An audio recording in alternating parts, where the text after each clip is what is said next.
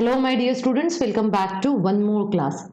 आज की इस क्लास में हम स्टार्ट करने वाले हैं सॉल्ट एनालिसिस का पार्ट 2।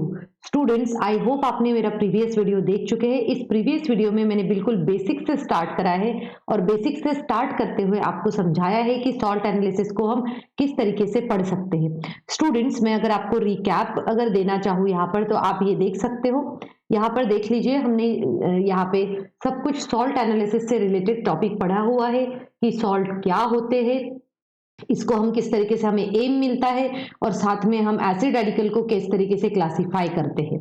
एसिड रेडिकल को क्लासिफाई करने से लेकर मैंने आपको उसका प्रीलिमिनरी टेस्ट कैसे होता है, उसको इंडिकेटरी टेस्ट कौन सा होता है, कार्बोनेट आयन का मैंने यहाँ तक आपको सब कुछ पढ़ा चुकी हूँ। अब देखिए, इसके आगे की क्लास हम स्टार्ट करते हैं। स्टूडेंट्स, जब हमने देखा है कि हमें सॉल्ट एनालिसिस में इंडिकेटरी टेस्ट और साथ ही साथ में हमें उसके कंफर्मेटरी टेस्ट पता होने चाहिए, तो यहाँ पर हम देखेंगे प्रीवियस वीडियो में हमने कार्बोनेट आयन का देखा था, वो जो डाइल्यूट ग्रुप को बिलोंग करता था। अब हम देखेंगे ऐसे रेडिकल्स जो कॉन्सेंट्रेटेड एसिड ग्रुप को बिलोंग करते हैं, कॉन्सेंट्रेटेड एसिड ग्रुप को बिलोंग करते हैं। और जो कॉन्सेंट्रेटेड एसिड ग्रुप को बिलोंग करते हैं, इसको मैं लिख लेती हूँ। जैसे हमारा Cl निगेटिव होता है, उसके बाद में Br निगेटिव होता है, I निगेटिव होता है, CH3COO निगेटिव होता है, हमारे पास में NO3 निगेटिव होता है, और एक होता है C2O4 निगेटिव, ऑक्सैलेट आयंस। तो इतने सारे आयंस है जिसमें से हमारे बोर्ड एग्जाम में, हमारे बोर्ड का प्रैक्टिकल जो होता है, उसमें हमें क्लोराइड आयंस मिलते हैं, हमें एसिटेट आयंस मिलते हैं, हमें नाइट्रेट आयंस मिलते हैं, हमें ऑक्सैलेट आयन भी मिलता है। अब क्वेश्चन ये आता है कि क्या हमें ब्रोमाइड और आयोडाइड आयन नहीं मिलता है क्या? तो ब्रोमाइड और आयोडाइड आयन जनरली अवॉइड करते हैं, क्योंकि इनके सॉल्ट्स आपको कलर्ड में मिलेंगे। ठीक है, तो पहले अभी हम सभी पूरे कलरलेस सॉल्ट्स के बारे में डिस्कस कर रहे हैं, क्योंकि अगर कलर्ड सॉल्ट आ जाएगा तो आप तो इजीली उसको आइडेंटिफाई कर लेते हैं। और इसीलिए हमेशा सॉल्ट एनालिसिस में क्या किया जाता है, आपको कलरलेस सॉल्ट ही देने की कोशिश करते हैं, राइट। तो ये थोड़ा सा शिफ्ट हो चुका है, हम इसको दोबारा ले आते हैं इसको यहाँ पे, और हम जो है आगे का स्टडी करते हैं। अब हम देखेंगे क्लोराइड आयंस का।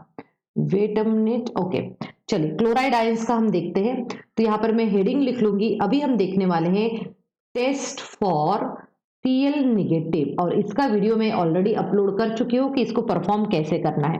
तो क्लोराइड आयन का टेस्ट कैसे करना है, सबसे पहले आप सॉल्ट लेंगे और उस सॉल्ट में ऐड करेंगे कॉन्सेंट्रेटेड H2SO4। ठीक है, अभी हम पहले देखो, यहाँ पर याद रखिए बेटा, आपको क्या करना है, एक इसके नेगेटिव टेस्ट भी करना है ना। नेगेटिव टेस्ट क्या है, पहले मैं आपको लिखकर बता देती हूँ ताकि आपको समझ में आए कि किस नेगेटिव टेस्ट की मैं बात कर रही हूँ। कभी भी किसी भी सॉल्ट में सबसे पहले तो हमें डाइल्यूट H2SO4 ऐड करना चाहिए, डाइल्यूट H2SO4। और अगर इस डाइल्यूट H2SO4 में से हमें कैरेक्टरिस्टिक रिएक्शन नहीं मिली, अब आप कहोगे कि कैरेक्टरिस्टिक रिएक्शन क्या होती है मैम? कैरेक्टरिस्टिक रिएक्शन मतलब होता है कि अभी हमने प्रीवियस में देखा था कि हमारा जो यहाँ पे मैं लिख लेती हूँ, जो हमारा डाइल्यूट एसिड ग्रुप होता है, डाइल्यूट एसिड ग्रुप, इसमें हमारे पास में कौन कौन से आयन होते हैं? कार्बोनेट आयन होता है, उसके बाद में सल्फाइड आयंस होता है, हमारे पास में SO3 निगेटिव आयन होता है, उसी के साथ में हमारे पास में NO2 निगेटिव आयन होता है। कार्बोनेट का हम कैरेक्टरिस्टिक रिएक्शन समझते हैं कि जिसमें ब्रिस्क एफरवेसेंस आते हैं, मतलब जैसे सोडा बॉटल से जो निकलती है वेपर्स, उस तरीके से। H2 निगेटिव आयन जो होता है, ये ग्रे कलर के सॉल्ट्स होते हैं और इसमें रॉटन एग्स जैसी स्मेल आती है। ठीक है, रॉटन एग्स जैसी। और ये आयंस जो होते हैं, ये सल्फाइट आयन होते हैं। मैंने प्रीवियस वीडियो में इसका नेम लिखवा दिया है। सल्फाइट आयंस जो होते हैं, इनमें से हमारे इस पास स्मेल आती है, वो होती है बर्निंग सल्फर की स्मेल। ठीक है, और लास्ट में हम देखेंगे इसमें से डाइल्यूट H2SO4 जैसे ही आप ऐड करोगे, इसमें से ब्राउन वेपर्स निकलना शुरू करेंगे। मतलब अगर मैं डाइल्यूट H2SO4 ऐड करती हूँ तो मुझे इन चारों की कैरेक्टरिस्टिक रिएक्शन दिखना चाहिए, बट जैसे कि हम Cl के लिए टेस्ट परफॉर्म कर रहे हैं तो ये हमें नहीं दिखेगा, और इसीलिए हमने कहा कि characteristic reaction is not observed. या फिर हम कहेंगे नो कैरेक्टरिस्टिक रिएक्शन। अगर नो कैरेक्टरिस्टिक रिएक्शन है तो हम कहेंगे dilute groups, dilute acid groups are absent, dilute acid groups are absent, ये हम कहते हैं। ठीक है, तो इसे कहा जाता है नेगेटिव टेस्ट। सॉल्ट एनालिसिस में नेगेटिव टेस्ट लिखना भी उतना ही जरूरी होता है जितना हम पॉजिटिव टेस्ट लिखते हैं। ठीक है, तो हम इस तरीके से हम तीन कॉलम्स बनाते हैं, एक्सपेरिमेंट, ऑब्जर्वेशन और इन्फेरेंस।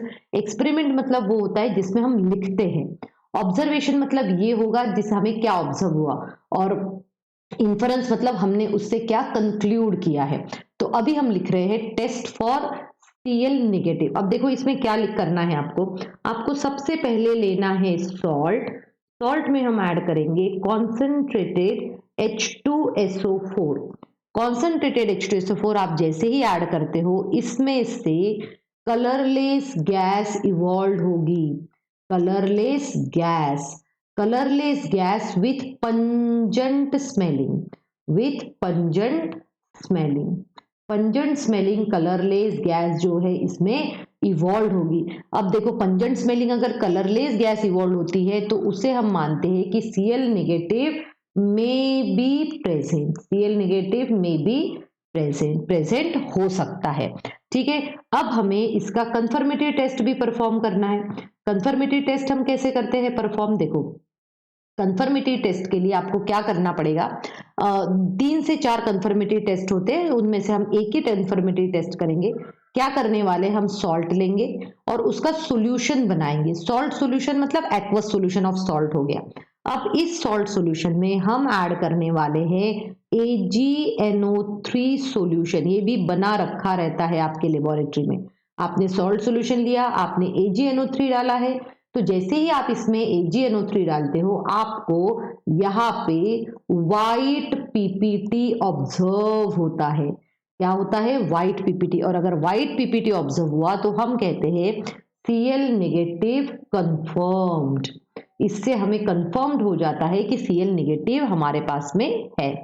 और ये जो व्हाइट पीपीटी जो बनता है ये होता है AgCl का। तो आपसे एक्सटर्नल पूछ सकते हैं कि भाई ये जो व्हाइट पीपीटी जो बन के रखा हुआ है इस व्हाइट पीपीटी का नाम क्या है, तो इस व्हाइट पीपीटी का नाम होता है AgCl। और इस तरीके से आप Cl नेगेटिव को कंफर्म कर सकते हो। अब एक और कंफर्मेटरी टेस्ट है हमारे पास में, वो थोड़ा सा डिफिकल्ट होता है बट आप कर सकते हो, कोई इश्यू नहीं है उसमें, but better to perform this one. ये काफी इजी होता है और जल्दी आ जाता है।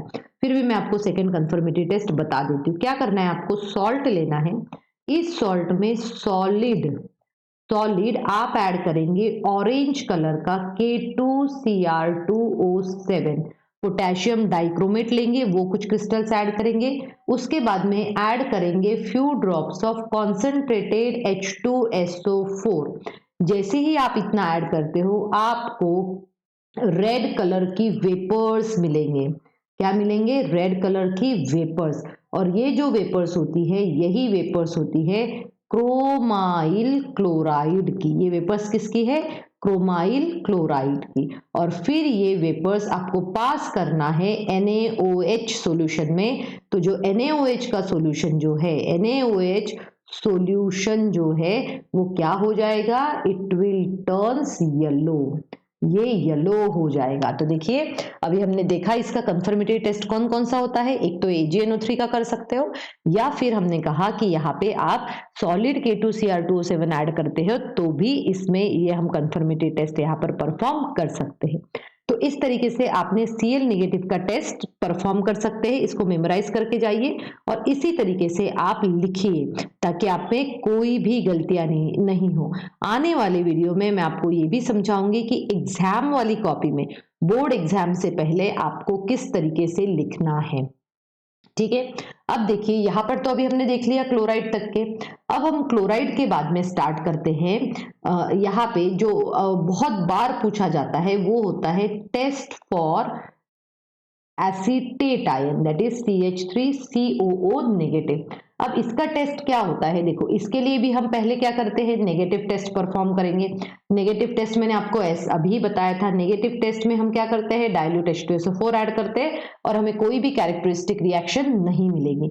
आप इसी को अगर हमें लिखना है तो हम इस तरीके से यहाँ पर हम टेबल बनाकर भी लिख सकते हैं।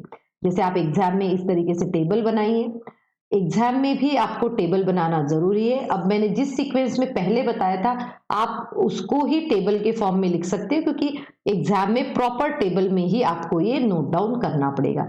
तो टेबल में हम क्या करेंगे, टेबल में हम 3 कॉलम बनाएंगे और इस तीनों कॉलम में हम उसको नाम देंगे ऑब्जर्वेशन, और साथ में ही हम इसको नेम इस तरीके से देंगे। देखिए एक ऑब्जर्वेशन हो जाएगा, एक इन्फरेंस होगा और एक एक्सपेरिमेंट होगा, है ना। ये मैंने लाइंस ड्रॉ कर ली है, अब मैं इसमें लिखना शुरू करती हूँ। तो ये मेरा जो फर्स्ट कॉलम रहेगा वो होगा एक्सपेरिमेंट का, है ना, एक्सपेरिमेंट। जो सेकंड कॉलम होगा वो होगा मेरा ऑब्जर्वेशन का, ऑब्जर्वेशन। और लास्ट में आता है इन्फरेंस। ठीक है कि हमने क्या, अब मान के चलिए कि मुझे एक सॉल्ट मिला और उस सॉल्ट में एसिटेट आयन है, तो मैं देखिए इसको किस तरीके से लिखती हूँ, बहुत ही शॉर्ट में, बहुत अच्छे से आराम से हम लिख सकते हैं। इसको कैसे लिखेंगे, देखो यहाँ पे हम फर्स्ट नंबर डालेंगे, हम कहेंगे कि भाई सबसे पहले तो हम सॉल्ट लेंगे और उसमें ऐड करेंगे हम डाइल्यूट H2SO4। ठीक है, यही पहला स्टेप होता है। तो हमें यहाँ पे कोई भी कैरेक्टरिस्टिक रिएक्शन नहीं मिलेगी, तो हमने कहा नो कैरेक्टरिस्टिक रिएक्शन।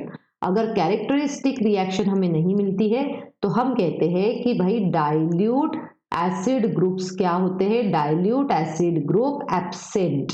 ठीक है, ये एब्सेंट हो जाते हैं। ठीक, आप एग्जाम में ऐसे ही लिखिए। फिर जो है यहाँ पे सेकंड, और बेटा एक और कर सकते हो आप, अगर आपको कोई सॉल्ट नहीं मिला तो आप सीधे सीधे लैब अटेंडेंट जो भी रहेंगे हमारे यहाँ, आप उनसे एक बार पूछ लीजिए कि आपने सॉल्ट कौन सा दिया है, तो वो डेफिनेटली आपको हेल्प करेंगे। ठीक है, तो अब देखते हैं हम इसके बाद में हमें क्या करना है। फिर हमें कर लेना है सॉल्ट और इसमें हम ऐड करेंगे कॉन्सेंट्रेटेड H2SO4। ड्रॉपर से आपको ऐड करना है कॉन्सेंट्रेटेड H2SO4। तो यहाँ पर आपको विनेगर लाइक स्मेल आएगी। क्या आएगी, विनेगर लाइक स्मेल, विनेगर जैसे जो घर में हमारा सिरका रहता है उसके जैसे स्मेल आएगी। तो हम कहेंगे CH3COO negative may be present. क्या हो सकता है, ये प्रेजेंट हो सकता है, मतलब क्योंकि इंडिकेटरी है, अभी हमने उसका कंफर्मेटरी नहीं किया है। अब कंफर्मेटरी टेस्ट के लिए मैं थोड़ा अलग कलर लेती हूँ। अब इसमें देखो कंफर्मेटरी हम टेस्ट कैसे करेंगे, इस टेस्ट को कहा जाता है पाम टेस्ट। आप वॉच ग्लास पे भी इसको कर सकते हो या फिर आप अपने पाम पे भी कर सकते हो। तो आपको इसमें क्या करना है, आपको एक वॉच ग्लास लेना है। टेक अ वॉच ग्लास, हम लिखेंगे एक वॉच ग्लास लो आप। उस वॉच ग्लास में क्या क्या ऐड करो, add salt, add a pinch of salt, plus आपको क्या ऐड करना है, solid oxalic acid. Oxalic acid आपके लेबोरेटरी में मिल जाएगा, plus few drops of water, few drops of water. जैसे ही आप few drops of water add करेंगे इसमें, आपको यहाँ पर क्या मिलेगा, few drops of water add कर दिए तो आपको यहाँ पर फिर से स्ट्रॉन्ग स्मेल ऑफ विनेगर मिलेगी और हम कहेंगे कि CH3COO नेगेटिव ये क्या होता है, कंफर्म्ड हो जाएगा। क्या होगा, कंफर्म्ड होगा। ठीक है, अब हम देखते हैं एक और रिएक्ट कर सकते हैं हम। उसमें हम क्या करते हैं, हम सीधे सीधे सॉल्ट का सॉल्यूशन लेते हैं। सॉल्ट सॉल्यूशन में हम ऐड करेंगे FeCl3।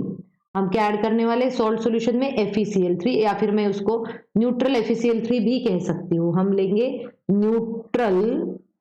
Neutral FeCl3। अब न्यूट्रल क्यों कहा मैंने, क्योंकि FeCl3 क्या होता है, एक लुईस एसिड होता है, तो उसको हम न्यूट्रल बनाते हैं, लेबोरेटरी में बनाया मिले तो आपको यहाँ पे रेड कलरेशन मिलेगा, मतलब रेड कलर हो जाएगा उसका, और यही हमें शो करता है CH3COO नेगेटिव कंफर्म्ड। ठीक है बेटा, समझ में आया। तो आज की क्लास में हमने 2 रेडिकल स्टडी करे हैं। एक हमने किया है एसिटेट आयन और सेकंड जो किया है वो है हमारा क्लोराइड आयन। तो आई होप अब मैंने आज की क्लास में आपको जो भी समझाया वो आपको अच्छे समझ में आ गया होगा। Thank you students and have a good day ahead.